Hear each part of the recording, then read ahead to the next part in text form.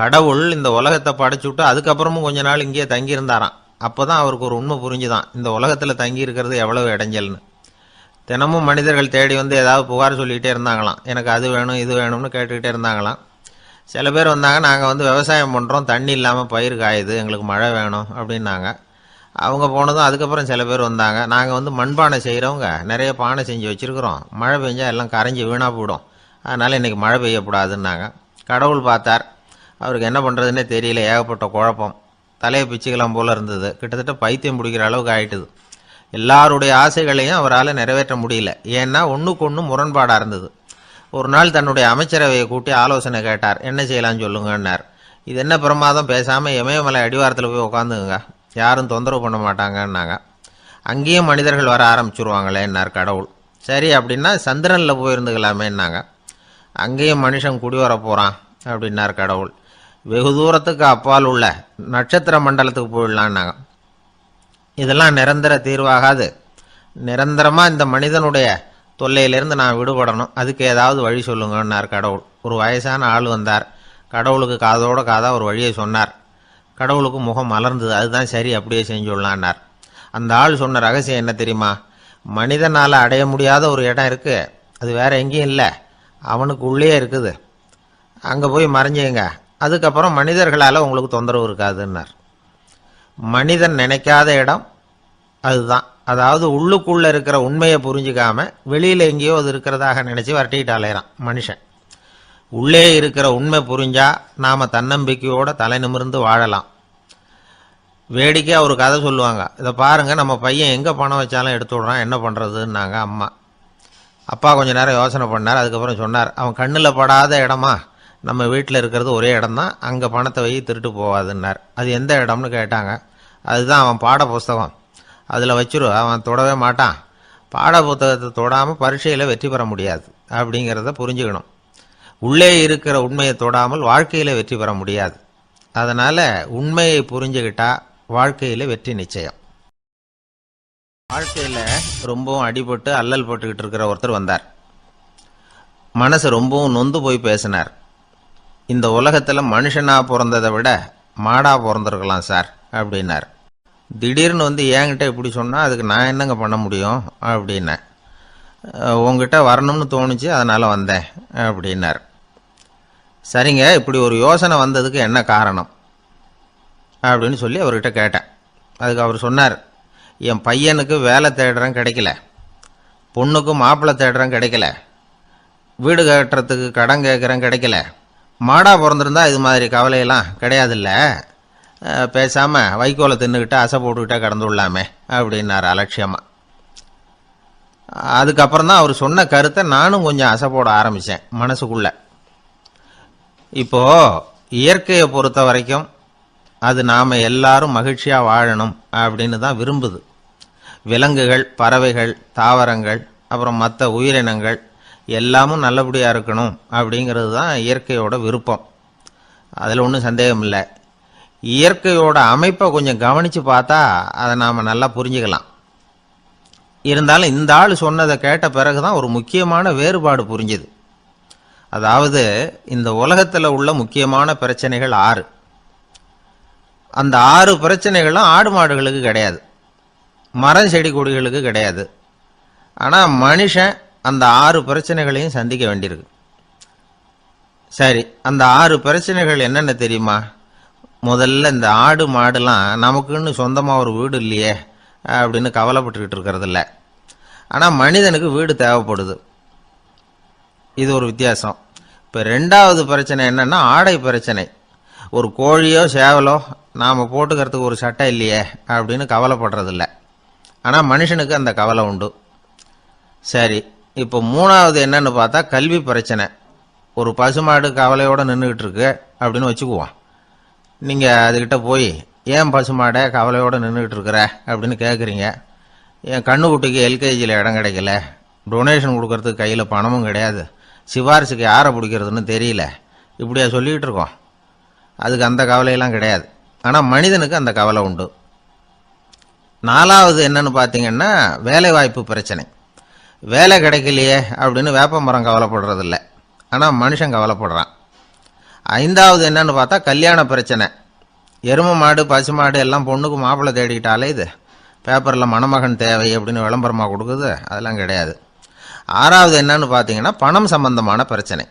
ஆடு மாடுலாம் பணத்தை சேமிக்கணும்னோ ஏதாவது நிதி நிறுவனத்தில் முதலீடு பண்ணணும்னோ நினச்சிக்கிட்டு இருக்கிறதில்ல. பணத்தை எப்படி காப்பாற்றுறது அப்படிங்கிற கவலையும் அதுகளுக்கு கிடையாது. குதிரை குளம்போடு பிறக்குது, அதனால் அது காடு மேடெல்லாம் கவலை இல்லாமல் தெரியலாம். ஆடு உடம்புல ரோமத்தோடு பிறக்குது, அதனால் அது குளிரை பற்றி கவலைப்பட வேண்டிய அவசியம் இல்லை. ஆனால் மனுஷனை பார்த்தீங்கன்னா அவன் தான் ஒன்றுமில்லாமல் பிறக்கிறான். ஏன் இந்த பாகுபாடு அப்படின்னு கேட்டால் இதை பற்றி கொஞ்சம் சிந்திச்சு பார்க்கணும். அதாவது இந்த சந்தேகத்தை ஒரு பெரியவர்கிட்டையும் கேட்டேன், அவர் சொன்னார் இதுக்கு பதில். அவர் இதே கேள்வியை இயற்கை கிட்ட கேட்டாராம். இயற்கை பதில் சொல்லிச்சான், வேற யாருக்கும் கொடுக்காத ஒரு வலுவான கருவியை, ஒரு பவர்ஃபுல் வெப்பன் மனுஷனுக்கு கொடுத்துருக்கிறேன்னு, அந்த கருவியை உபயோகப்படுத்தி அந்த 6 பிரச்சனையை மட்டும் இல்லை 6 கோடி பிரச்சனைகள் இருந்தாலும் அதையெல்லாம் சமாளிக்கலாம். அது கருவி என்ன தெரியுமா? அதுதான் 6வது அறிவு. அதை உபயோகப்படுத்தினா காலுக்கு செருப்பு தயார் பண்ணிக்கலாம், குளிருக்கு போர்வை தயார் பண்ணிக்கலாம், என்ன வேணும்னாலும் செய்யலாம் அப்படின்னு இயற்கை பதில் சொல்லிச்சான். அதனால் நாம் செய்ய வேண்டியது என்னன்னா, இயற்கையை முதல்ல சரியாக புரிஞ்சுக்கணும்.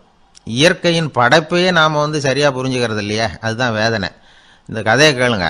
இப்போ நகரத்திலேருந்து ஒரு ஆள் கிராமத்துக்கு வந்தான். அங்கே ஒரு சிறுவன் மாடு மேய்ச்சிக்கிட்டு இருந்தான். நகரத்து ஆள் சொன்னான், எவ்வளோ அழகான பசு, அது சரி இதுக்கெல்லாம் ஏன் கொம்பு இல்லைன்னா. இதுக்கு அந்த பையன் பதில் சொன்னான், பசுமாட்டுக்கு கொம்பு இல்லாததுக்கு பல காரணங்கள் உண்டு. கண்ணுக்குட்டியாக இருந்தால் கொம்பு இருக்காது, பசு வளர்ந்து பெருசானதுக்கு அப்புறம் தான் கொம்பு முளைக்கும், இது ஒரு காரணம். சில சமயம் வளர்கிற கொம்பு எடுத்து விடுறது உண்டு, அது ஒரு காரணம். ஆனால் இதுக்கு ஏன் கொம்பு இல்லைன்னு கேட்குறீங்க, அதுக்கு என்ன காரணம்னா இது பசு இல்லை குதிரை அப்படின்னானா. கத்தியை தீட்டாதே புத்தியை தீட்டு அப்படின்னு ஒரு பெரியவர் புத்தி சொன்னார். அதை கேட்ட ஒரு இளைஞன், அது எப்படி பெரியவரை புத்தியை தீட்டுறது? கத்தியை தீட்டுன்னு சொன்னால் ஒரு கருங்கல்லில் கத்தியை தேய்க்கலாம், புத்தியை தீட்டுன்னு சொன்னால் எப்படி தலையை கொண்டுட்டு போய் தரையில் தேய்ச்சிக்கிட்டு இருக்க முடியுமா அப்படின்னா. அந்த பெரியவர் உடனே புரிஞ்சுக்கிட்டார், இந்த இளைஞனுக்கு புத்தி கூர்மை கம்மி அப்படிங்கிறத புரிஞ்சுக்கிட்டார். அது சரி, அறிவுக்கும் புத்திசாலித்தனத்துக்கும் என்ன வித்தியாசம்? இது ஒரு முக்கியமான கேள்வி. அறிவுன்னா என்ன, புத்திசாலித்தனம்னா என்ன? இதே கேள்வியை சாக்ரட்டிஸ் கிட்ட அவருடைய சீடன் ஒருத்தன் கேட்டானான். ஐயா, அறிவுக்கும் புத்திசாலித்தனத்துக்கும் என்னங்க வித்தியாசம் அப்படின்னு கேட்டிருக்கான். சாக்ரட்டிஸ் நிமிர்ந்து பார்த்துருக்கிறார் அந்த சீடனை. அதுக்கப்புறம் சொன்னாராம், நான் சொல்கிறேன் உன்னுடைய கேள்விக்கு பதில், ஆனால் அதுக்கு முன்னாடி நீ ஒரு காரியம் பண்ணணும்னாரான். என்னங்க செய்யணும் சொல்லுங்கன்றிருக்கான். அதோ பாரு ஒரு பெரியவர் உட்காந்துருக்கிறாரு, அவர்கிட்ட போ, இங்கேருந்து பக்கத்தில் இருக்கிற அந்த கிராமத்துக்கு போய் சேர எவ்வளவு நேரம் ஆகும் அப்படின்னு கேட்டுட்டு வா அப்படி சொன்னார் சாக்ரட்டிஸ். சரின்னு சொல்லிவிட்டு இவன் போனான். அந்த பெரியவர் முன்னாடி போய் நின்னான். ஏங்க பெரியவரை, இங்கேருந்து அதோ தெரியுத அந்த கிராமத்துக்கு போய் சேர்றதுக்கு எவ்வளவு நேரம் ஆகும் அப்படின்னு கேட்டான். பெரியவர் நிமிர்ந்து பார்த்தார், ஆனால் பதில் எதுவும் சொல்லலை. இவன் மறுபடியும் ஒரு தடவை அதே கேள்வியை அவர்கிட்ட கேட்டான். என்னங்க நான் கேட்குறது உங்கள் காதில் விழுதா, அந்த கிராமத்துக்கு போய் சேர்றதுக்கு எவ்வளோ நேரம் ஆகும் அப்படின்னு சொல்லி மறுபடியும் கேட்டான். அப்பவும் அவர் பதில் சொல்லலை. உடனே அவன் மனசுக்குள்ளே முடிவு பண்ணிக்கிட்டான், சரி பெரியவர் ஒரு மாதிரியாக தெரிகிறார், புத்தி சுவாதீனம் சரியில்லாத ஒரு மாதிரி தெரியுது அப்படின்னு நினச்சிக்கிட்டே வந்த வழியிலே திரும்பி வந்துட்டான். கொஞ்சம் தூரம் நடந்திருப்பான். இப்போ அந்த பெரியவர் மறுபடியும் கூப்பிட்டார், இளைஞனே இப்படி வாடினார். இவனுக்கு ஒன்றும் புரியல. மறுபடியும் திரும்பி நடந்தான். அவர் முன்னாடி போய் நின்னான். பெரியவர் சொன்னார், தம்பி இங்கேருந்து அந்த கிராமத்துக்கு போய் சேர்றதுக்கு 5 நிமிஷம் ஆகும் அப்படின்னார். இப்போ அந்த இளைஞன் அந்த முதியவரை ஒரு மாதிரியாக பார்க்க ஆரம்பித்தான். அதுக்கப்புறம் கொஞ்சம் யோசித்தான்.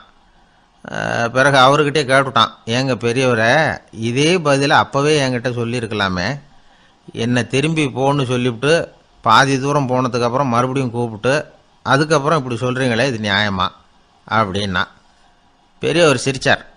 அதுக்கப்புறம் சொன்னார், ஏன்பா நீ எவ்வளவு வேகமாக நடக்கிறேங்கிறத பார்க்காம நீ கிராமத்துக்கு போய் சேர வேண்டிய நேரத்தை எப்படி என்னால் சொல்ல முடியும்? அதனால தான் உன்னை கொஞ்சம் தூரம் நடக்க விட்டு உன்னுடைய நடையின் வேகம், அந்த கிராமம் இருக்கிற தூரம் ரெண்டையும் கணக்கு போட்டு அதுக்கப்புறம் நேரத்தை சொன்னேன்னார்.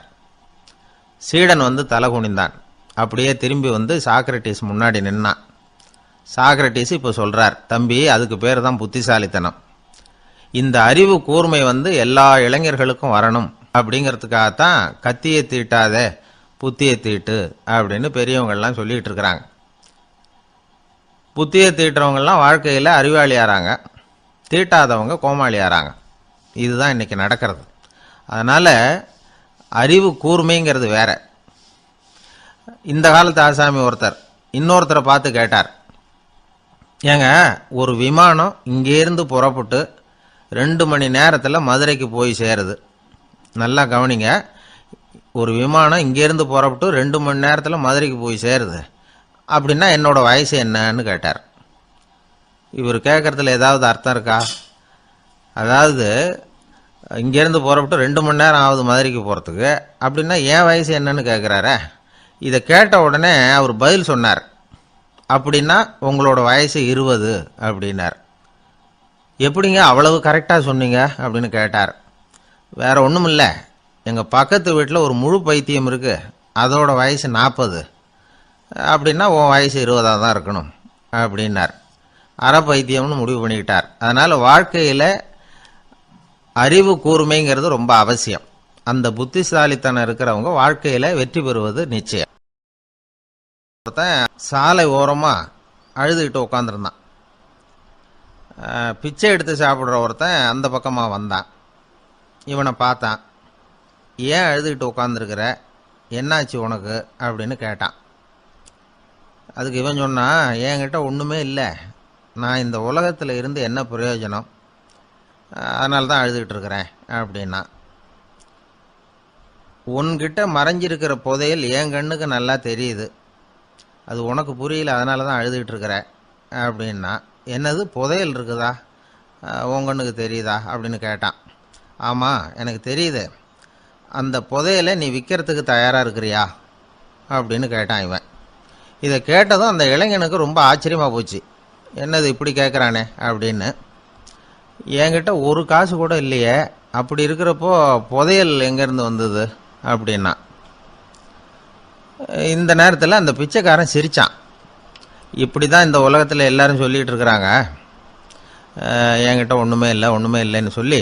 ஆனால் அவங்கக்கிட்ட தான் புதையல் இருக்குது, நீ வேணும்னா என் கூட வா, நம்ம நாட்டு அரசர்கிட்ட போவோம், உங்ககிட்ட இருக்கிற புதையலை அவர் நல்ல விலைக்கு எடுத்துக்குவார் அப்படின்னா. அது எப்படி உனக்கு தெரியும்னா, இதுக்கு முன்னாடியும் இது மாதிரி பல பேரை நான் ராஜா கிட்ட அழைச்சிட்டு போயிருக்கிறேன், அதனால தான் உன்னை பார்த்தேன், உன்னையும் கூப்பிடுறேன், நீ சரின்னு சொன்னால் உன்னை அழைச்சிட்டு போகிறேன், உங்ககிட்ட இருக்கிற புதையலை அவர் நல்ல விலை கொடுத்து எடுத்துக்குவார் அப்படின்னு சொன்னான்.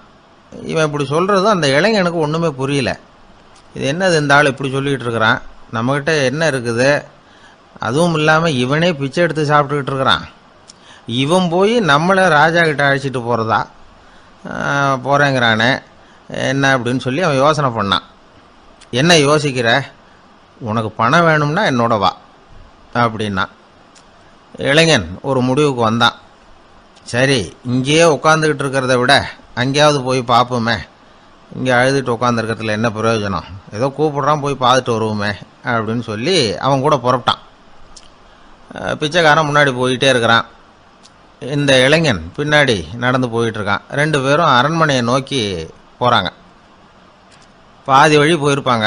வழியில் அந்த பிச்சைக்காரன் சொன்னான், இதை பாரு, முன்னாடியே சில விஷயங்களை நாம் பேசிக்க வேண்டியிருக்கு, சரியாக தெளிவாக முடிவு எடுத்துக்கிட்டு அதுக்கப்புறம் ராஜா கிட்ட போகணும். ஏன்னா அங்கே போய் அது முடியாது இது முடியாதுன்னு நாம் நமக்குள்ளே சண்டை போட்டுக்கிட்டு இருக்க முடியாது. ராஜாவுக்கு விலையை பற்றி கவலையே இல்லை, எவ்வளவு சொன்னாலும் நமக்கு பணம் கிடைச்சிரும். ஆனால் அதுக்கப்புறம் நான் இதை விற்கிறதுக்கு தயாராக இல்லைன்னு சொல்லிடக்கூடாது. அதனால் புதையலை விற்கிறதா இல்லையாங்கிறத இங்கேயே தெளிவாக முடிவு செஞ்சுக்கணும், இல்லைன்னா ராஜா கிட்ட போய் அங்கே போய் குழப்பிக்கிட்டு இருக்க முடியாது அப்படின்னு சொன்னான். இளைஞனுக்கு ஒன்றுமே புரியல. என்ன சொல்கிற நீ, என்கிட்டயா புதையலா, எங்கே இருக்குது அப்படின்னு சொல்லி குழம்பி போனான். இப்போ அந்த பிச்சைக்காரன் சொன்னான், இதை பாரு, இப்போ உதாரணத்துக்கு உன்னுடைய கண்களை எடுத்துக்கோ, அதுக்கு நீ என்ன விலை கேட்டுற போகிற, நான் அதுக்கு ராஜா கிட்டே இருந்து ஒரு 50,000 ரூபா வாங்கி தர முடியும். உன்னுடைய இருதயத்தை கொடுக்குறியா, 20 லட்சம் ரூபா வாங்கி தரேன். மூளையை கொடுக்குறியா, 30 லட்சம் வாங்கி தரேன். என்ன சொல்கிற அப்படின்னு சொல்லி இந்த பிச்சைக்காரன் பேசிக்கிட்டே போகிறான். இளைஞனுக்கு கோபம் வந்துட்டுது. என்ன உளர்ற, உனக்கு என்ன பைத்தியமா? கண்ணையும் மூளையையும் இருதயத்தையுமா விற்பாங்க? என்ன வேலை கொடுத்தாலும் அதையெல்லாம் நான் விற்கிறதுக்கு தயாராக இல்லை, நான் விற்க மாட்டேன். அதை கொடுத்துட்டு நான் என்ன பண்ணுறது? இப்படி நான் மட்டும் இல்லை, யாருமே இதை விற்கிறதுக்கு தயாராக இருக்க மாட்டாங்க அப்படின்னு சொன்னான் அந்த இளைஞன். இவன் இப்படி சொன்னதும் அந்த பிச்சைக்காரன் வாய் விட்டு சிரிக்க ஆரம்பிச்சுட்டான். இப்போ பைத்தியமானது நானா நீயா? லட்சக்கணக்கான கோடிக்கணக்கான ரூபாய் பொறுமானம் உள்ள பொருள்களை உங்ககிட்டயே வச்சுக்கிட்டு விற்க முடியாதுன்னு சொல்கிற நீ தான் ஏழை. என்கிட்ட ஒன்றுமே இல்லைன்னு மரத்தடியில் உட்காந்து அழுதுகிட்டு இருக்கிறியே அப்படின்னு சொன்னான். இன்றைக்கி பார்த்தீங்கன்னா பல பேர் தன்கிட்ட புதைஞ்சிருக்கிற ஆற்றலை புரிஞ்சிக்க முடியாமல் அவதிப்பட்டுக்கிட்டு இருக்கிறாங்க. நம்மக்கிட்ட என்ன இருக்குங்கிறது அவங்களுக்கு தெரியறதில்ல. அதனால தான் என்கிட்ட ஒன்றுமே இல்லைன்னு சொல்லி அழுதுகிட்டு இருக்கிறாங்க. இதை விளங்க வைக்கிறதுக்கு பெரியவங்க சொல்கிற கதை இது. நம்மக்கிட்ட இருக்கிற புதையலை நாம் தான் தோண்டி எடுக்கணும். உண்மையான புதையலுங்கிறது உள்ளே இருக்குது. ஆனால் அதை வெளியில் தேடுற ஆசாமிகள் தான் அதிகம். சராசரி மனித இயல்பு அப்படி. நம்மக்கிட்ட விலை மதிக்க முடியாத பகுத்தறிவு இருக்குது. அதை வச்சுக்கிட்டு வாழ்க்கையில் முன்னேறதுக்கு முயற்சி பண்ணணும். என்கிட்ட ஒன்றுமே இல்லைன்னு நினச்சி ஓரமாக உட்காந்துடக்கூடாது. முயற்சி செஞ்சால் முடியாத காரியம் எதுவுமே இல்லை. ஒரு ரயில்வே ஸ்டேஷன் பக்கம் வெளியில் ஒரு டாக்ஸி நின்றுட்டு இருந்தது. அந்த பக்கமாக வந்த ஒருத்தர் டாக்ஸி டிரைவரை பார்த்து சொன்னார், ஐயா, உங்கள் வண்டியில் பின் சீட்டில் ஒரு மணி பர்ஸு கிடக்கு, யாரோ மறந்து விட்டுட்டு போயிருக்கிறாங்க அப்படின்னார். இல்லை அது காலி பர்ஸு தான், நான் தான் அதை அங்கே போட்டு வச்சுருக்கிறேன்னார் டிரைவர். ஏன்னு கேட்டார் அவர். இதுக்கு டிரைவர் சொன்னார், அதை பார்க்குற யாராவது அதை எடுத்துக்கலாம்ங்கிற ஆசையிலையாவது சவாரிக்கு வருவாங்க, அதுக்காக தான் போட்டு வச்சுருக்கிறேன் அப்படின்னார். ஒரு நண்பர் அவசரமாக என்கிட்ட ஓடி வந்தார். அப்புறம் சொன்னார், என்னால் நம்பவே முடியல சார், என் பையனா இப்படி அப்படின்னு சொல்லி ஆச்சரியப்பட்டார். உங்கள் பையன் அப்படி என்ன தான் செஞ்சுட்டான்னு கேட்டேன். என்னால் முடியாத ஒரு காரியத்தை அவன் சுலபமாக செஞ்சுட்டான் சார் அப்படின்னார். அது என்ன, உங்களால் முடியாத காரியத்தை அவன் செஞ்சுட்டாங்கிறீங்க, அது என்ன காரியம்னு தான் சொல்லுங்களேன். என்ன 5ஆம் வகுப்பில் ஒரே தடவையில் பாஸ் ஆகிட்டான் சார், அதாவது ஒரே அட்டம்ப்டில் பாஸ் ஆகிருக்கிறான் அப்படின்னார் மூச்சு வாங்க. கஷ்டப்பட்டு பரீட்சை எழுதினவன் அவன், இவருக்கு மூச்சு வாங்குது. நம்மால் செய்ய முடியாத ஒரு காரியத்தை இன்னொருத்தர் செய்யும்போது அது நமக்கு ஆச்சரியமாக தெரியுது. இப்போ சர்க்கஸ் பார்க்குறோம், அங்கே ஒருத்தர் அந்தரத்தில் தொங்குறார். அதை பார்க்குறப்போ அது நமக்கு ஆச்சரியமாக தெரியுது. ஏன்னா அது மாதிரி அந்தரத்தில் தொங்குறதுங்கிறது நம்மால் முடியாத காரியம். நம்மால் முடியாத ஒன்றை அடுத்த ஒருத்தர் ரொம்ப சுலபமாக செய்கிறப்போ நாம் மருள்வது இயற்கை. இதைத்தான் தொல்காப்பியம் மருட்கை அப்படின்னு சொல்லுது. இந்த வியப்பு இருக்குதே, இது 4 வகையில் ஏற்படுதான். அதையும் தொல்காப்பியம் தான் சொல்லுது. அது என்ன 4 வகை அப்படின்னா, முதல் வகை எப்படின்னா புதுமையான அரிய செயல்களை செய்வது. 2வது வகை என்னன்னா பெரிய செயல்களை செய்யறது. 3வது வகை எப்படின்னா மிக நுட்பமான செயல்களை செய்யறது. 4வது வகை ஆக்கம் தரும் செயல்களை செய்யறது.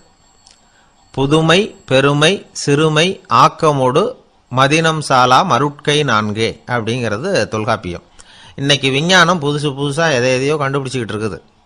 அந்த கண்டுபிடிப்புகளை எல்லாம் பார்க்குறப்போ ஆரம்பத்தில் ஆச்சரியமாக இருக்குது, அதுக்கப்புறம் நமக்கு பழகி போயிடுது. இப்போ வானொலி பெட்டி புதுசாக வந்தப்போ அதை சுற்றி எவ்வளவு கும்பல், ஒரு பெட்டி பேசுது அப்படிங்கிறது எவ்வளவு வியப்புக்குரிய விஷயம். இப்போ யாரும் வானொலி பெட்டியை ரொம்ப ஆச்சரியத்தோடு பார்க்கறதில்ல. வச்சிருந்தா தான் ஆச்சரியமாக பார்ப்பாங்க சில பேர், இந்த காலத்தில் இப்படி வச்சிருக்கிறாரேன்னு சொல்லி. மாறா அதை அலட்சியமாகவும் பார்க்க ஆரம்பிச்சுட்டாங்க. மதினம் சாலா மருட்கை அப்படின்னு ஒரு சொற்றொடர் வருது பாருங்க, அதில் கருத்தாழம் உண்டு. எதை பற்றியும் போதுமான அளவு புரிஞ்சிக்காதப்போ ஒருத்தர் ஆச்சரியப்படுறார். புரிஞ்சுக்கிட்டதுக்கு அப்புறம் ஆச்சரியம் மறைஞ்சு போடுது. மிக நுட்பமான செயல்களும் நம்மளை ஆச்சரியப்பட வைக்குது. ஒரு அரிசியில் ஒரு திருக்குறள் எழுதி காட்டுறாங்க, ஒரு முட்டை ஓட்டுக்குள்ளே ஓவியம் தீட்டி காட்டுறாங்க. கருங்கல் சிற்பங்களில் எவ்வளவு நுட்பமான வேலைப்பாடுகள், அதையெல்லாம் பார்த்து ஆச்சரியப்படுறோம். இது மாதிரியே ஆக்கபூர்வமான செயல்களும் நம்மளை வியப்பில் ஆழ்த்தும். குப்பை கூலங்களை கூட வாழ்க்கைக்கு பயன்படுகிற பொருளாக மாற்றுகிறவர்கள் இருக்கிறாங்க. அவங்களுடைய செயல் நமக்கு ஆச்சரியத்தை தருது. இடைக்காட்டு சித்தர்னு ஒருத்தர் இருந்தார். அவர் பாடிய 30 நூலில் ஒரு பாட்டு வருது. ஆற்றல் பிறர் அறிதலின் ஆகம் கிளர்வு உறுதலின் கற்று அறிபாணர் கெழுமிய கோடலின் தோற்றம் உருகவே போற்றல் சால் வியப்பே. ஒருத்தருடைய ஆற்றல் தெரியாமல் இருந்தது, அவருடைய அரிய செயல்களை பார்க்கும்பொழுது வியப்பாக இருந்தது, மனசுக்குள்ள கிளர்ச்சி. பாவலர்கள் இவர்கள் புகழப் பாடி மற்றவர்களும் தெரிந்து கொள்ளுமாறு செய்கிறார்கள். ஆக எல்லா வகையிலுமே மக்கள் தங்களுடைய வாழ்க்கையில முன்னேறுவதற்கு வழிகாட்டுகிற ஒரு மெய்ப்பாடு தான் வியப்புங்கிறது. இன்னைக்கு இளைஞர்கள் இதை நல்லா புரிஞ்சுக்கணும். ஆச்சரியப்படுங்கள், ஆச்சரியப்பட வைப்பீர்கள். இந்த காலத்தில் நம்ம எப்படி எல்லாமோ ஆச்சரியப்பட வைக்கிற அதிசய மனிதர்கள் இருக்கிறாங்க. ஒரு ஆளை பிடிச்சி ஜெயிலுக்கு கொண்டுகிட்டு வந்தாங்க. சிறை அதிகாரி அவனை ரொம்பவும் ஆச்சரியமாக பார்த்தார்.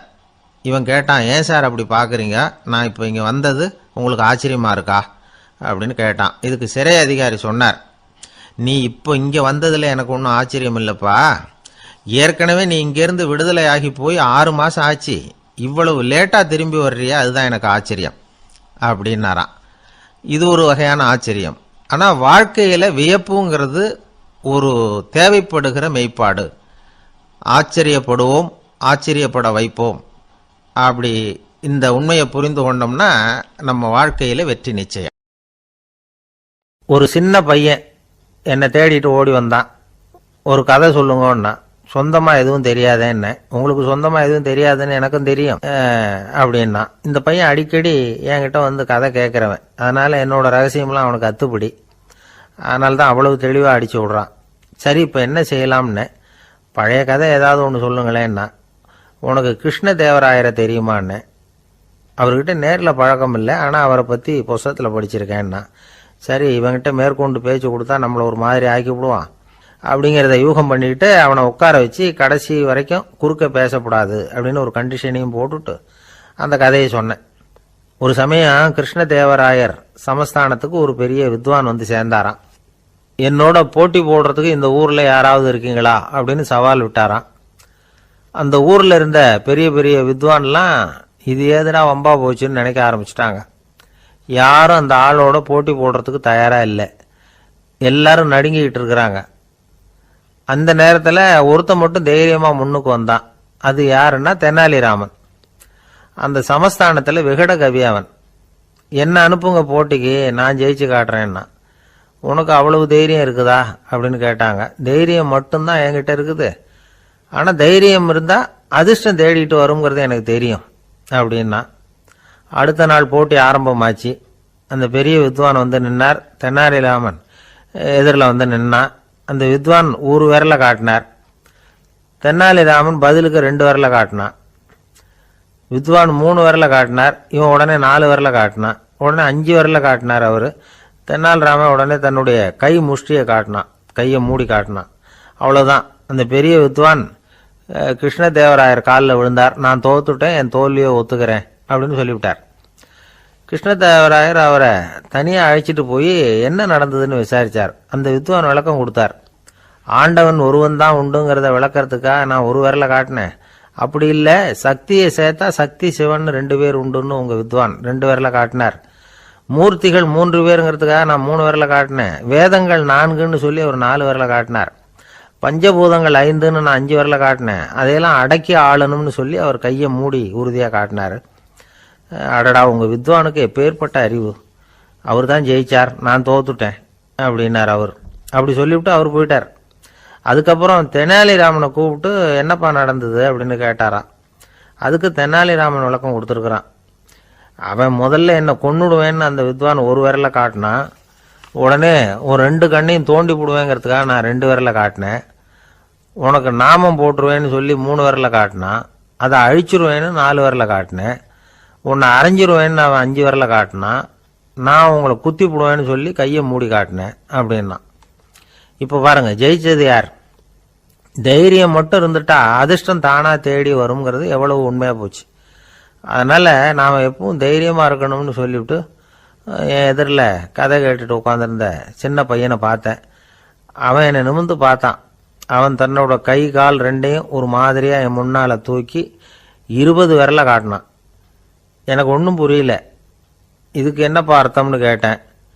இதே கதையை இதுக்கு முன்னாடி என்கிட்ட 20 தடவை நீங்கள் சொல்லியிருக்கீங்கன்னு அர்த்தம் அப்படின்னா. 2 பேர் சுவாரஸ்யமாக பேசிகிட்டு இருக்கிறப்போ குறுக்க புகுந்து தொந்தரவு பண்ணுறதுக்குன்னே சில பேர் இருப்பாங்க. அது ரொம்ப இடைஞ்சலாக இருக்கும். இதே மாதிரி மின்காந்தம் கூட குறுக்க புகுந்து தொந்தரவு பண்ணும். கடைசியில் அது ஒரு பெரிய இடைஞ்சலில் கொண்டாந்து விட்டுரும். சில வீடுகளில் கேபிள் கனெக்ஷன் இல்லாமல் சில தனியார் டிவி காட்சிகள் தெரியும். அதுக்கு என்ன காரணம்னா இந்த மின்காந்த குறுக்கீடு தான் காரணம். இதைத்தான் சுருக்கமாக இஎம்ஐ அப்படின்னு சொல்கிறாங்க.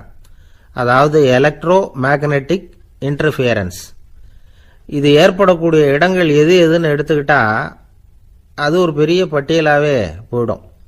இந்த இஎம்ஐ தொந்தரவு கேபிள் டிவியில் மட்டும்தான் இல்லை, ராக்கெட் ஏவுதளத்தில் உள்ள ரேடார்கள், அங்கே உள்ள சில சக்தி வாய்ந்த தொலைத்தொடர்பு சாதனங்கள், விமான தளங்களில் உள்ள ரேடார்கள், கப்பல் தளங்களில் பொருத்தப்பட்டிருக்கக்கூடிய சக்தி வாய்ந்த ஆண்டனாக்கள், இப்படி நிறைய சொல்லலாம்.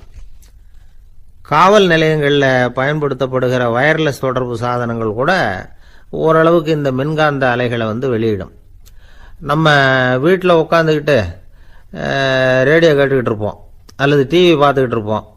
அந்த சமயத்தில் பக்கத்து தெருவில் ஒரு மோட்டார் சைக்கிள் அல்லது காரு, குறிப்பாக பெட்ரோல் இன்ஜின், அது போகிறப்போ அதில் உள்ள மின்கலத்தில் அதாவது மேக்னெட்டோ பேட்டரியிலிருந்து வெளிப்படுகிற மின்காந்த அலை இங்கே டிவியிலையும் ரேடியோவிலையும் கரகரப்பை உண்டு பண்ணும்.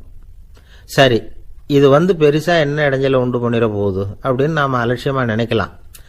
வயசானவங்களுக்கு மறதி நோயின்னு ஒன்று வரும்ல, அல்ஷமீர், அதாவது மூளையில் உள்ள செல்கள் செயலிழந்து போயிடுறது, அது செய்ய வேண்டிய வேலையை மறந்துடும். மனைவியே எதிரில் நின்னா கூட உன்னை எங்கேயோ பார்த்தது மாதிரி தெரியுதே அப்படின்னு சொல்லிட்டு இருப்பாங்க. அப்படி ஒரு மறதி. இந்த விசித்திரமான நோய்க்கு இதுவரைக்கும் மருந்தே இல்லைன்னு வேற சொல்றாங்க. இந்த மைக்ரோ ஓவன் அப்படின்னு சொல்லக்கூடிய சமையல் அடுப்புகள் கூட மின்காந்த அலைகளை வெளியிடுது. சமயத்தில் சில தொழிற்சாலைகளில் கூட பெரிய விபத்துக்களை இந்த இஎம்ஐ உண்டு பண்ணிவிடும். இதை பற்றி தீவிரமாக சிந்திக்க ஆரம்பித்ததே ஒரு விபத்துக்கு பிறகுதான். அமெரிக்காவுக்கும் வியட்நாமுக்கும் இடையில போர் நடந்ததே, அந்த சமயம் அமெரிக்காவுக்கு சொந்தமான விமானம் தாங்கி கப்பல் ஒன்று வியட்நாமை தாக்கிறதுக்கு தயாராக ஏவுகணைகளோட கடலில் நிறுத்தி வைக்கப்பட்டிருந்தது. தற்செயலாக அந்த பகுதியில் கப்பல் தொலைத்தொடர்பு பகுதிக்கு அருகில் ஊடுருவிய இந்த சக்தி வாய்ந்த ரேடியோ அலைகள் ஏவுகணையில் இருந்த மின்னணு சர்க்கியூட்டை பூர்த்தி செஞ்சு வச்சுட்டுது. அவ்வளவுதான், ஏவுகணை அங்கேயே வெடித்து சிதறி போச்சு. 130 பேர் அந்த இடத்துலயே உடல் கருகி செத்து போட்டாங்க. ஏகப்பட்ட பொருள்கள் நாசம். இந்த விபத்துக்கான காரணம் என்னங்கிறத உடனடியாக யாராலையும் கண்டுபிடிக்க முடியல. ரொம்பவும் கடுமையாக முயற்சி பண்ணி கடைசியாக கண்டுபிடிச்சாங்க, இது இந்த இஎம்ஐ வேலை தான் அப்படின்னு. மின்னணு தொலைபேசிகள் இருக்கு, இதில் பேசும்பொழுது நம்ம காதை அதாவது செவியை ஊடுருவக்கூடிய மின்காந்த அலையானது மூளைக்கு போய் அங்கே மூளை கட்டிகளை உருவாக்க ஊக்கம் கொடுக்குது அப்படின்னு வேற கண்டுபிடிச்சிருக்கிறாங்க. இந்த இஎம்ஐ ரொம்ப குறைஞ்ச மின்காந்த அழுத்தத்தில் நமக்கு எந்த பாதிப்பையும் ஏற்படுத்துறதில்லை. மின்காந்த அலைகள் அழுத்தத்தோடு இருக்கிற இடங்களில் ரொம்ப நேரம் இருந்தோம்னா நம்ம உடம்பின் வெப்பநிலை 2 டிகிரி செல்சியஸ் வரைக்கும் அதிகரிக்குதான். அதனால் வெப்பநிலையை சீராக்கிறதுக்கு இதய துடிப்பும் அதிகரிக்குது. இப்படிலாம் கண்டுபிடிச்சிருக்கிறாங்க. இப்பெல்லாம் இந்த மின்காந்த குறுக்கீடுகளை தடுக்கிறது எப்படி அப்படின்னு விஞ்ஞானிகள் யோசனை செய்ய ஆரம்பிச்சிருக்கிறாங்க. இந்த விஷயத்தில் அலட்சியமாக இருந்தோம்னா எதிர்காலத்தில் நிறைய பேருக்கு இந்த ஞாபக மறதி நோய் வந்துடும். அப்புறம் அது ரொம்ப கஷ்டமாக போயிடும். ஒரு குடும்ப தலைவர் தன் மனைவியை பார்த்து, யார் நீ, உன்னை எங்கேயோ பார்த்தது மாதிரி இருக்குதே அப்படின்னு சொல்லிக்கிட்டு இருந்தார். உடனடியாக அவரை போய் பார்த்தேன். வாங்க டாக்டர்கிட்ட போகலாம் அப்படின்னு. அவர் என்னை தனியாக அழைச்சிட்டு போய் காதோட காதாக மெதுவாக சொல்கிறார், இதை பார்ப்பா, என் கையில் பணம் இல்லாத போகலாம், அப்படி மறதி நோய் வந்துட்டது மாதிரி நடிச்சுக்கிட்டு இருப்பேன், அவ்வளவுதான், அதை நீ கண்டுக்காத அப்படின்னார். ஒருத்தர் வேகமாக நடந்து போகிறார். கடத்தெருவில் ஒரு ஸ்வீட்டு கடையை பார்க்குறார். உடனே சடன் பிரேக் போட்டது மாதிரி நிற்கிறார். ஒரு ஸ்வீட் வாங்கி சாப்பிடலாமேன்னு மனசு சொல்லுது. டாக்டர் வேணாம்னு சொல்லியிருக்கிறார், உடம்புக்கு ஒத்துக்காது, அதனால் அது வேணாம்னு சொல்லுது அறிவு. இவர் மனசு சொல்கிறத கேட்கல, அறிவு சொல்கிறபடி கேட்குறார். அதனால் மறுபடியும் வேகமாக அங்கேருந்து நடந்து போயிடுறார். அவர் நல்ல மனுஷன். மனுஷனுக்கு அறிவும் இருக்குது, உணர்ச்சியும் இருக்குது. எதுக்கு எடுத்தாலும் உணர்ச்சி வசப்பட்டுக்கிட்டு இருக்கக்கூடாது, அறிவு வசத்தில் நாம் இருக்கணும். அப்போ தான் நாம் நல்லபடியாக வாழ முடியும். இல்லைன்னா அவஸ்தை தான். மகாபாரதத்தில் சந்தனுன்னு சொல்லி ஒரு அரசன் வர்றான். அவன் ஒரு சமயம் அறிவு வசப்படாமல் உணர்ச்சி வசப்படுறான். அதாவது ஒரு நாள் கங்கை கரையில் ஒரு அழகான பொண்ணை பார்க்குறான். இவனுடைய மனசு அவகிட்ட போயிடுது. அவளை கல்யாணம் பண்ணிக்கிறதுக்கு ஆசைப்படுறான். அந்த பொண்ணு சரின்னு சம்மதிக்கிறா. ஆனால் ஒரு நிபந்தனை போடுறா. அந்த நிபந்தனைக்கு சம்மதம்னு சொன்னாதான் உன்னை கல்யாணம் பண்ணிக்குவேன்னு சொல்றா. சரி, அவ போட்ட நிபந்தனை என்ன தெரியுமா?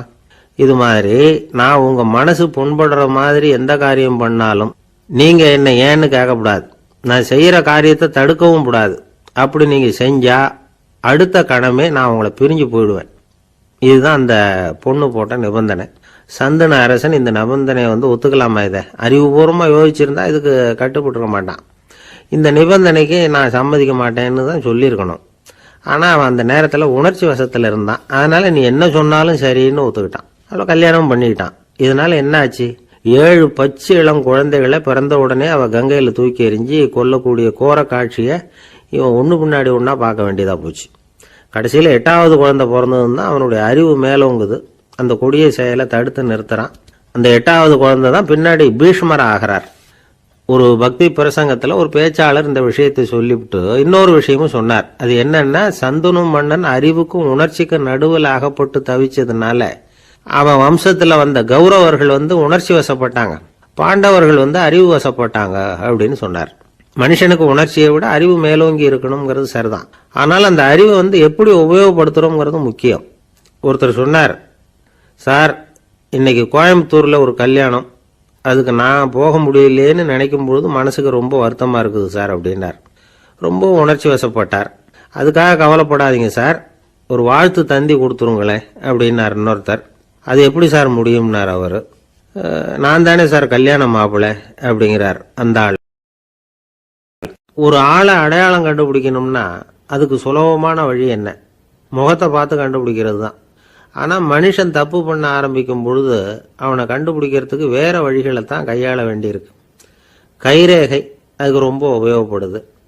கைரேகைகள் ஒருத்தருக்கு இருக்கிறது மாதிரி இன்னொருத்தருக்கு இருக்கிறது இல்லை. பல் வரிசையும் அப்படிதான். ஏமாத்துறவங்க அதிகமா போனா இருக்கிறவங்க எச்சரிக்கையா இருக்க வேண்டியிருக்குது. பயோமெட்ரிக்ஸ் அப்படிங்கிறது ஒரு பெரிய தொழில்நுட்பம். இதை உபயோகப்படுத்தி சில பாதுகாப்பு உத்திகளை எல்லாம் உருவாக்கி இருக்கிறாங்க அமெரிக்காவில். வீட்டுக்கு சொந்தக்காரர் குரல் கொடுத்தா கதவு திறக்கும், அல்லது அவர் கை வச்சா கதவு திறக்கும். மற்றவங்க யார் என்ன பண்ணாலும் கதவு திறக்காது. இது ஒரு முறை. அவரோட குரல் அல்லது கைரேகை ஒரு எலக்ட்ரானிக் சாதனத்தில் ஏற்கனவே பதிவு பண்ணப்பட்டிருக்கும். இவர் குரல் கொடுக்கறப்போ அல்லது கையை வைக்கிறப்போ அதை ஒப்பிட்டு பார்த்து சரியா இருந்தா கதவு திறக்கிறது மாதிரி ஒரு ஏற்பாடு. இதே மாதிரி ஒருத்தரோட விழித்திரையில உள்ள இரத்த குழாய் அமைப்பு பாருங்க, அது கூட ஒருத்தருக்கு இருக்கிறது மாதிரி இன்னொருத்தருக்கு இருக்கிறது இல்லை. அதனால அதை வச்சு அடையாளம் கண்டுபிடிக்கக்கூடிய சாதனங்களும் இப்போ பழக்கத்துக்கு வந்தாச்சு. கைரேகையை ஒப்பிடுற சாதனத்தை விட விழித்திரை இரத்த குழாய் அமைப்பை அடையாளம் காணுற சாதனம் இருக்கு பாருங்க, இது ரொம்ப நுட்பமானது. இது நம்ப தகுந்தது. ஒரு ஆளை அடையாளம் கண்டுபிடிக்கிறதுக்கு இது எடுத்துக்கிற நேரம் ஒரு வினாடி தான். ஒரு கருவி இருக்கும், அதுல உள்ள ஒரு சிறு துளையில கண்ணை வச்சு பார்க்கணும். உடனே இந்த சாதனம் குறைந்த சக்தி உள்ள இந்த அகசிவப்பு ஒளியை பாய்ச்சி அவரது விழித்திரையின் இரத்த குழாயை ஆராய்ச்சி பண்ணி ஏற்கனவே அதோட நினைவு பெட்டகத்துல பதிவு பண்ணி வச்சிருக்கிறோமே அந்த அமைப்புகளோட இதை ஒப்பிட்டு பார்த்து சரியான ஆள் தானா இல்லையா அப்படின்னு அடையாளம் காட்டிவிடும். குரலை வச்சு அடையாளம் கண்டுபிடிக்கிறதும் இந்த பயோமெட்ரிக்ஸ் முறைகள்ல ஒண்ணு. ஒரு நபரோட குரல்ல டிஜிட்டல் குறியீடுகளை மாற்றி பதிவு பண்ணிக்கிட்டு மீண்டும் அதே குரலை இனம் காணக்கூடிய சாதனங்கள் ஏற்கனவே அமெரிக்காவில எல்லாம் விற்பனைக்கு வந்தாச்சு. ஒரு ஆளுக்கு ஜலதோஷம் பிடிச்சிருந்தா கூட அந்த சாதனம் சரியாவே கண்டுபிடிச்சிருமா. குரலை மாற்றி பேசுறவங்க கூட இந்த கருவியை ஏமாற்ற முடியாது. இதை ஆஸ்பத்திரிகள், வங்கிகளில் உள்ள இரும்பு பெட்டக காப்பறைகள் இங்கெல்லாம் உபயோகப்படுத்தலாம். குழந்தைகள் உள்ள இடங்களுக்கு இது ரொம்ப உபயோகப்படும். கதவு பூட்டிக்கிட்டுதுன்னு வச்சுக்கோங்க, கதவை திறக்கிறதுக்கு சாவி உபயோகப்படுத்த தெரியாத குழந்தைகள் குரல் எழுப்பிய கதவை திறந்துட முடியும். எதிர்காலத்தில் இந்த பயோமெட்ரிக்ஸ் முறை இன்னும் பல ஆச்சரியங்களை ஏற்படுத்தும் அப்படின்னு எதிர்பார்க்கறாங்க. ஸ்டியரிங்கை தொட்டதுமே காரு ஸ்டார்ட் ஆயிடும், சாவி வேண்டியதில்லை. காரு சொந்தக்காரரை தொட்டாதான் ஸ்டார்ட் ஆகும், வேற யாராவது தொட்டா ஸ்டார்ட் ஆகாது. ஒரு மனுஷனோட நடை, அவர் டைப்ரைட்டரை தொடுகிற விதம், இதையெல்லாம் வச்சு கூட ஆளை அடையாளம் காணக்கூடிய தொழில்நுட்பம் வரலாம். என்னதான் தொழில்நுட்பம் வளரட்டும், குடும்பத்துக்குள்ள நடக்கிற திருட்டுகளை கண்டுபிடிக்கிறது ரொம்ப கஷ்டம். ஒரு வீட்டில் பெட்டியில இருந்த பணம் காணாம போச்சு, வீட்டுக்காரரோ அல்லது பையனோ தான் எடுத்திருக்கணும். பெட்டியை திறந்து பார்த்தா அந்த வீட்டுக்காரம்மா இதுல இருந்து பணத்தை எடுத்தது நிச்சயமா என் வீட்டுக்காரரு தான் அப்படின்னு சொல்ல முடியல அவங்களால. யோசிச்சாங்க, என்னம்மா இப்படி யோசிக்கிறீங்களேன்னு கேட்டிருக்காங்க. நிச்சயமா இந்த பணத்தை எடுத்தது என் வீட்டுக்காரர் இல்லை, அப்படின்னு உறுதியாக சொல்லிவிட்டாங்க அந்த அம்மா. இது கேட்டவங்களுக்கு ரொம்ப ஆச்சரியமா இருந்தது. அந்த வீட்டுக்காரருக்கு இது ரொம்ப பெருமையா இருந்தது. அது எப்படி அவ்வளவு கரெக்டா சொல்றீங்க அப்படின்னு கேட்டிருக்கிறாங்க. அப்போ அந்த அம்மா சொல்லிச்சான், பெட்டியில இன்னும் கொஞ்சம் பணம் மிச்சம் இருக்குது, இவர் எடுத்திருந்தாருன்னா அப்படி மிச்சம் வச்சிருக்க மாட்டார், அதனால தான் அப்படி சொன்னேன் அப்படின்னாங்களாம். ஒரு ஊர்ல ஒரு மன்னர் இருந்தார். புத்தி கூர்மை உள்ள ஒரு மன்னர். பொதுவா மன்னர்களுக்கு சந்தேகம் வந்தா சபையில உள்ள சான்றோர்கள் கிட்ட கேட்டு தெரிஞ்சுக்கிறது தானே வழக்கம். ஆனா இங்க அப்படி இல்லை. மற்றவங்களுக்கு சந்தேகம் வந்தா மன்னர்கிட்ட கேட்டு தெரிஞ்சுக்குவாங்க. அது மாதிரி கேட்டு தெரிஞ்சுக்கிறதுக்காக ஒரு பெரியவர் ஒரு நாள் வந்தார். அவர் கையில 3 பொம்மைகள் வச்சிருந்தார். 3 ஒரே மாதிரி பொம்மைகள், கொஞ்சம் கூட வித்தியாசம் தெரியல. ஏது இந்த பொம்மைன்னு கேட்டார் மன்னர். எனக்கு வேண்டியப்பட்ட ஒருத்தங்கிட்ட இருந்து இதை வாங்கிட்டு வந்திருக்கிறேன், நான் தான் அவன்கிட்ட இந்த பொம்மையை செஞ்சு கொடுக்கும்படியா கேட்டுக்கிட்டேன். அவன் ரொம்ப புத்திசாலி, அவன் தான் இதை செஞ்சு கொடுத்தான். ஆனால் அதில் ஒரு சிக்கல் அப்படின்னார். என்ன பிரச்சனைன்னு கேட்டிருக்காரு இவர். நான் அவன்கிட்ட கேட்டது 3 விதமான பொம்மைகளாக இருக்கணும்னு கேட்டேன். அவன் என்னடான்னா 3 ஒரே மாதிரியாக செஞ்சு கொடுத்துட்டான் அப்படின்னார். அவங்கிட்டயே கேட்கறது தானே அப்படின்னு இருக்காரு இவர். கேட்டேன், அவன் என்ன சொல்றான்னா இது 3 ஒரே மாதிரி பொம்மை கிடையாது, 3 விதம், ஒன்றுக்கு ஒன்று வித்தியாசம் இருக்குது. இந்த 3 பொம்மையும் 3 விதமான நண்பர்களுக்கு உதாரணங்கள் அப்படின்னு சொல்றான். எனக்கு ஒன்றும் புரியல, அதுதான் உங்ககிட்ட வந்தேன் அப்படின்னார். சரி, அந்த பொம்மைகளை இப்படி கொடுங்க அப்படின்னு வாங்கினார் மன்னர். எடுத்துக்கிட்டு உள்ள போனார். கொஞ்ச நேரம் கழிச்சு வெளியில வந்தார். அதுக்கப்புறம் சொன்னார், பாருப்பா, அவன் சொன்னது சரிதான், 3 விதம் தான். இது இருக்குதே முதல் பொம்மை, இது உத்தமமான நண்பனுக்கு உதாரணம். இந்த 2வது பொம்மை இது மத்தியமமான நண்பனுக்கு உதாரணம். அந்த 3வது பொம்மை இருக்குதே அது மோசமான நண்பனுக்கு உதாரணம். இதை செஞ்சவன் உண்மையிலேயே பெரிய அறிவாளி தான் அப்படின்னாராம். வந்தவருக்கு ஒன்றும் புரியல. பார்த்தா ஒன்றும் வித்தியாசம் தெரியலையே அப்படின்னு அவன் குழம்பி போய் நிற்கிறான். இப்போ அந்த மன்னர் விளக்கம் கொடுக்குறார். அந்த 3 பொம்மையையும் எடுத்து முன்னாடி வச்சார். ஒரு மெல்லிய கம்பியை கையில் எடுத்தார். அந்த முதல் பொம்மை காதில் விட்டார். கொஞ்ச தூரம் உள்ள போய் அப்படியே நின்றுட்டுது அந்த கம்பி. அப்புறம் 2வது பொம்மை காதில் அந்த கம்பியை விட்டார். அந்த கம்பி என்னாச்சுன்னா அப்படியே அது வாய் வழியா வெளில வந்தது. 3வது பொம்மை காதில் கம்பியை செலுத்தினார். அது நேரா இன்னொரு காது வழியா வெளியில வந்தது. இப்போ இந்த முதல் வகை இருக்குதே, அது மாதிரியான நண்பர்கள் எப்படி தெரியுமா? நம்ம கஷ்டத்தை அவங்க கிட்ட சொன்னா பேசாம கேட்டுக்குவாங்க.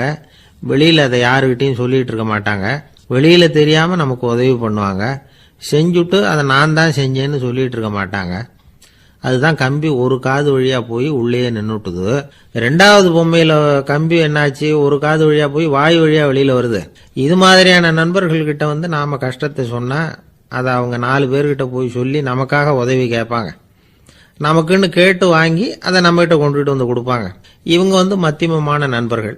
3வது பொம்மையில ஒரு காது வழியா செலுத்துற கம்பி இன்னொரு காது வழியா வெளியில வந்துருது. இது மாதிரியான நண்பர்கள் கிட்ட நம்ம கஷ்டத்தை சொன்னா அவங்க காது கொடுத்து கேட்கறது மாதிரி நடிப்பாங்க. அப்படியே இன்னொரு காது வழியா அதை வெளில விட்டுருவாங்க. அதை பத்தி கவலைப்பட மாட்டாங்க. இதுதான் இந்த பொம்மைகளுக்குள்ள இருக்கிற வித்தியாசம் அப்படின்னு விளக்கம் கொடுத்தாராம் மன்னர். படிக்கிற பிள்ளைங்கள்லயும் இது மாதிரி 3 வகை உண்டு. சில பேர் காதால வாங்கி மனசுல வச்சுக்குவான். சில பேர் காதால வாங்கி பேனாவால எழுதி விடுவான். சில பேர் ஒரு காதால வாங்கி இன்னொரு காதால வெளியில விட்டுருவான். ஒரு பையன் வகுப்புல ஆசிரியர் பாடம் நடத்தும் பொழுது தலையை வேகமா ஆட்டி ஆட்டி கேட்பானா. ஏண்டா இப்படி தலையை இப்படி ஆட்டுற அப்படின்னு கேட்டிருக்கான் பக்கத்துல இருந்தவன். தலையை ஆட்டினா தாண்டா ஒரு காது வழியா உள்ள போறது இன்னொரு காது வழியா வெளியில வேகமா வெளில போகும் அப்படின்னானா அந்த பையன். எனக்கு வாழ்க்கையே வெறுத்து போச்சு சார் அப்படின்னு சொல்லிட்டு ஒருத்தர் வந்தார். கொஞ்ச நேரம் பேசினதுக்கு அப்புறம் அவர் அப்படி சொல்லியிருந்தா அதில் ஒரு அர்த்தம் இருந்திருக்கும். வர்றதுக்கு முன்னாடியே வாழ்க்கை வெறுத்து போச்சுன்னு சொல்லிட்டு வர்றார். என்ன சார் விஷயம்னு விசாரித்தோம். எங்கள் வீட்டில் தினம் 3 வேளையும் ஒரே மாதிரி சாப்பாடு சார், வித்தியாசமே கிடையாது. இப்படியே 3 மாசமா சாப்பிட்டுக்கிட்டு இருக்கிறேன். அதை விட பட்டினி கடந்து செத்துடலாம்னு தோணுது அப்படின்னார். ஒரு பெரியவர் சொன்ன தத்துவத்தை சொல்றதுக்கு ஆள் கிடைக்காம தவிச்சுக்கிட்டு இருந்தோம். இப்போ ஒருத்தர் கிடைச்சிட்டார், விட்டுலாமா? உடனே அவரை உட்கார வச்சு சொல்ல ஆரம்பிச்சிட்டோம். அதாவது நாம அனுபவிக்கிற உணர்வுகள்ல களிப்பு, மகிழ்வு, ஆனந்தம், இது 3க்கும் ஒண்ணுக்கு ஒண்ணு வித்தியாசம் உண்டு. மேம்போக்கா பார்க்கறதுக்கு இது 3 ஒண்ணு மாதிரி தோணும். ஆனா அது அப்படி இல்லை. களிப்புங்கிறது உடம்ப பொறுத்தது, மகிழ்வுங்கிறது மனசை பொறுத்தது, ஆனந்தம்ங்கிறது ஆன்மாவை பொறுத்தது. இப்படி இந்த 3 வகையான அந்த சுவைப்புகளின் தன்மையும் வேற வேற. இப்போ முதல்ல களிப்புங்கிறத எடுத்துக்குவோம். நம்ம புலன்களுக்கு களிப்பை தரக்கூடிய பொருள்களுக்கு சில விசேஷ குணம் உண்டு. அது எப்படின்னா, சீக்கிரமே சலிப்பை உண்டு பண்ணும். ஒருத்தர் அந்த பொருளை எடுத்துக்கிட்டா அது இன்னொருத்தருக்கு குறைஞ்சிரும். உணவு, உடை இதெல்லாம் களிப்பை தரக்கூடிய பொருள்கள். இப்போ உதாரணத்துக்கு, ஒரு சாப்பாட்டு மேசையில் ஒரு பாத்திரத்தில் 10 இட்லி இருக்குது. அதில் ஒரு 2 இட்லியை நம்ம தட்டில் எடுத்து வச்சு சாப்பிட்றோம். நாம் சாப்பிட்ட அந்த இட்லி நிச்சயமாக எதிரில் உட்காந்துருக்கிறவருக்கு இல்லை, அவருக்கு உபயோகப்படாது. நாம் சாப்பிட்ட அதே இட்லியை அவரும் சாப்பிட முடியாது, அவர் வேற தான் எடுத்து வச்சுக்கணும். அது மாதிரி நாம் ஒரு சட்டையை எடுத்து போட்டுக்கிறோம், அதே சட்டையை அதே நேரத்தில் இன்னொருத்தர் போட்டுக்க முடியாது. புலன்களுக்கு களிப்பை தரக்கூடிய இது மாதிரி பொருள்கள்லாம் முதல் தடவை நமக்கு கொடுக்குற களிப்பை 2வது தடவையும் கொடுக்காது. 3வது தடவை இன்னும் குறையும், கடைசியில் வெறுப்பாக மாறிடும். ஒவ்வொன்றா இட்லியை தொடர்ந்து சாப்பிட்றோம்னு வச்சுக்கோங்க, முதல் இட்லி தரக்கூடிய சுவையை 30வது இட்லி தராது. முதல் தடவை புது சட்டையை போட்டுக்கிறப்போ நமக்கு இருக்கிற களிப்பு அதே சட்டையை 100வது தடவையாக போட்டுக்கிறோம்னு வைங்க, அப்போ இருக்குமா? இருக்காது. இதுதான் களிப்பு. அதாவது சீக்கிரமே சலிப்பை தரக்கூடியது. ஒருத்தர் எடுத்துக்கிட்டா இன்னொருத்தருக்கு குறைஞ்சி போகக்கூடியது. ஆனால் மகிழ்ச்சிங்கிறது அப்படி இல்லை. ஒருத்தர் அனுபவிக்கிறதுனால இன்னொருத்தருக்கு குறைஞ்சி போகாது. இப்போ காலையில் சூரியன் உதயம் ஆகிறத பார்த்து சந்தோஷப்படுறோம், அதையே இன்னொருத்தரும் பார்த்து சந்தோஷப்படலாம். ஒரு நல்ல சங்கீதத்தை கேட்குறோம், ஒரு அழகான ஓவியத்தை ரசிக்கிறோம், நீங்கள் ரசிக்கிற அதே நேரத்தில் இன்னொருத்தரும் அதை ரசிக்கலாம். அதனால் அது குறைஞ்சி போகிறதில்ல. இது மகிழ்வு. ஆனால் ஒன்று, ஒரே பாடலை திரும்ப திரும்ப கேட்டுக்கிட்டு இருந்தால் கடைசியில் அலுப்பு தட்டும்.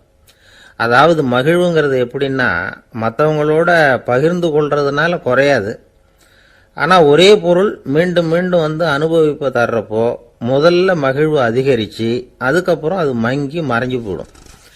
இதுதான் அந்த மகிழ்வுங்கிறதுக்கு இலக்கணம். சரி, இப்போ 3வதா சுகம் தரக்கூடிய ஆனந்தம்ங்கிறது எப்படின்னா, இது நமக்கு உள்ளே இருந்து சுரக்கிறது. மனசு சலனங்கள்லேருந்து விடுபடுறப்போ இந்த ஆனந்தம் நமக்கு கிடைக்கும். இது நிலையான சுகம், ஆத்ம சுகம். களிப்பிலிருந்து மகிழ்வுக்கும், மகிழ்விலிருந்து ஆனந்தத்துக்கும் செல்றது தான் மனிதன் நடத்த வேண்டிய முக்கியமான பயணம். இவ்வளவு விஷயத்தையும் கேட்டுட்டு இந்த காலத்து பையன் ஒருத்தன் வந்தான். சார், இப்போ நீங்கள் ஒரு சாப்பாட்டு மேசையில் ஒரு 10 இட்லி வைக்கிறீங்க, என்ன உட்கார வைங்க, எதிரில் இன்னொருத்தனை உட்கார வைங்க, நான் களிப்பு மகிழ்வுலாம் தாண்டி நேரடியாக ஆனந்தத்துக்கு பயணம் பண்ணி காட்டுறேன் அப்படின்னா. ஒன்றும் புரியல அவன் சொன்னது. அது எப்படி, என்ன பண்ணுவ நீ அப்படின்னு சொல்லி கேட்டோம் ஆச்சரியமா. 2 இட்லி சாப்பிட்டா தானே சார் களிப்பு, நான் 10 இட்லியும் மொத்தமாக சாப்பிட்ருவேன், அடுத்தவனுக்கு எதுவும் கிடைக்காது, அவனுக்கு கிடைக்காதபடி நாமே சாப்பிட்டுடுறோம்ல, அதுதானே நமக்கு ஆனந்தம் அப்படின்னு அதுக்கு ஒரு விளக்கம் சொல்கிறான்.